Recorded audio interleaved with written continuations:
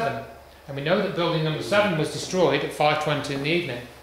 So here we have the World Trade Center. And Dr. Wood put these markers on. I stole this image shamelessly off the PowerPoint presentation. So you can see here, this is an 8-story building, which is that one. We know that this was taken before 5:20 in the evening. They must have got in really quick to take that steel to China, because they'd done it by about 2 o'clock in the afternoon. So what, 4 hours after the destruction? And there is no building left, or almost no building. Obviously, I'm exaggerated slightly. You know, there's some bits of steel on the ground, there's these things sticking up, and there's other bits and pieces that we'll see in a few of the other pictures. But essentially, there is almost no building left. It looks like approximately 85%, and that's being conservative, and the buildings were gone. I've heard a counter argument, and I'm not saying I have any sympathy with it, Go on. but that there was Some basement. Underneath, and it just We'll come to that. We'll come to that. Yeah. The basements, I'll come to that. So this is building number 6, and I mean, look at this. Looks like it does literally look like a nuclear bomb has gone off. It looks like that level of conflagration, doesn't it? You know, but this building is completely intact. So how can this scale of destruction have happened, but yet this building is undamaged just across the street, for heaven's sake? This is the World Financial Centre. Okay, coming back to that, but I just want to talk about how I got involved in this very quickly. When the thing that ticked me off was the free fall. These buildings came down at free fall speed, right? So, you know, you look at this, I did this rough approximation. This was what was in the George Humphrey film. I'll just quickly skip through this. You can basically prove, well, you look at the construction, this is what I was talking about before, 236 exterior steel columns, 47 interior steel columns, all of that was essentially gone, apparently in 8 or 10 seconds for each of those towers. Gone. Nothing. You know, down to just this little, if you look at this framework at the bottom here, that's basically all that was left. The rest of it, gone. History in 10 seconds.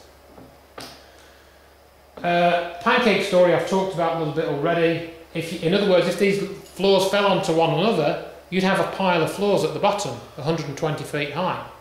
You've already seen from the picture that that pile was nowhere near 120 feet high universally around that site.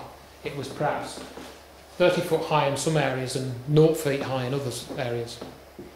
And again, more of these pictures are in Dr. Wood's book, but again, go and check it. Check that I'm not being selective with these pictures, you know, and I'm not just showing you the ones that support my story, as it were. Go and check it. But this is on the BBC website, or it was, and they said that fire reached 800 degrees, melts the steel, and the floors fall down because of the melted steel. But remember, even if that were true, you only have fire in one portion of the tower, so all those other 60 floors down here were still strong because there was no fire there. So the story is completely bogus. And again, you would have some building. If the building fell down through gravity, fire or thermite or whatever, there would still be a building on the ground when it fell, by whatever method it fell. So I got into this and I looked at the equations of motion. This is what I did in my physics classes. S equals ut plus half at squared, that's the equation of motion. You reduce that to free fall, S equals a half at squared. So you work that out for the law of gravity, which is acceleration due to gravity, which is 9.81 meters per second, and you come out with a figure that the towers should have come down in about 9 seconds. So the towers did indeed come down at free fall speed, and as Eric Hofschmidt has said, it is impossible for a building to fall through itself as quickly as it falls through thin air. It's physically impossible. It's obvious when you think about it. I just did the numbers, and I posted this on a physics forum, and I think somebody on the scholars group read this physics forum, and that's just more of what I've just said. And they invited me to join the Scholars for 9/11 Truth. And I had a friend when this came about, and we talked about this, and he said, "Oh, Scholars for 9/11 Truth, that's the logo, is it?" And I said, "Yeah." So, "Oh, that's dodgy, that is, mate." So it's got the Masonic torch. And I said, "Nah, that's all right." You know, being naive as I was. Okay, so then I got involved with the Scholars Forum and got invited by... Sorry?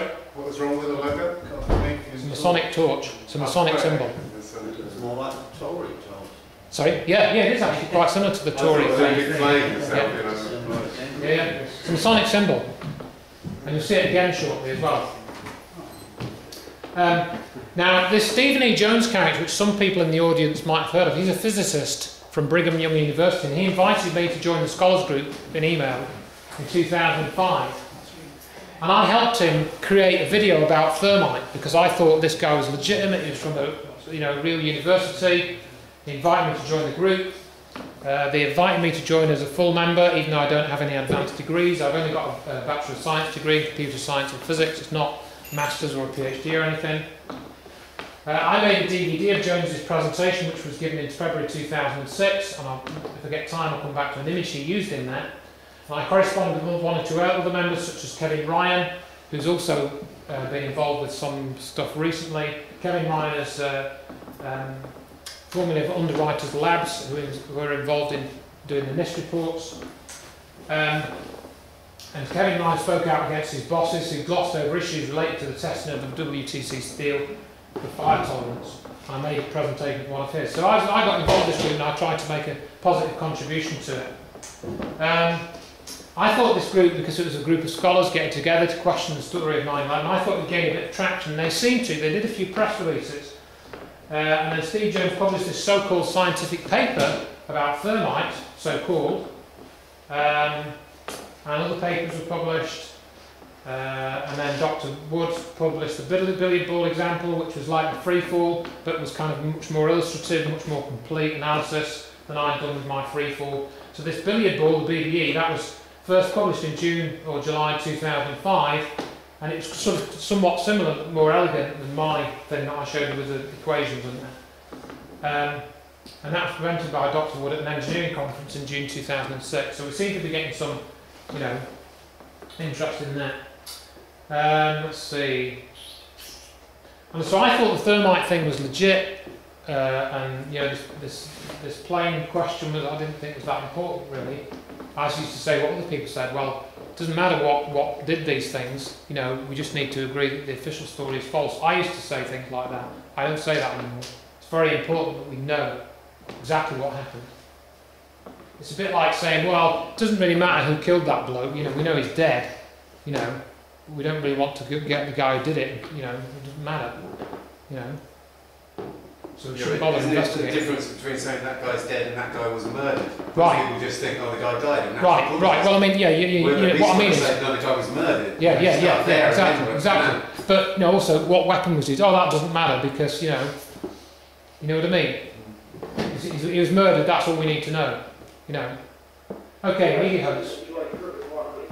Which is for a land war against Iraq. But polls show the U.S. public is split 50-50 on that idea. Then comes this eyewitness testimony before a congressional committee from a 15-year-old Kuwaiti girl. The claim is she cannot be identified for fear of reprisals. While I was there, I saw the Iraqi soldiers coming to the hospital with guns. They took the babies out of the incubators. Took the incubators and left the children to die on their cold starve. The U.S. public is outraged. The result? Support for land war zooms.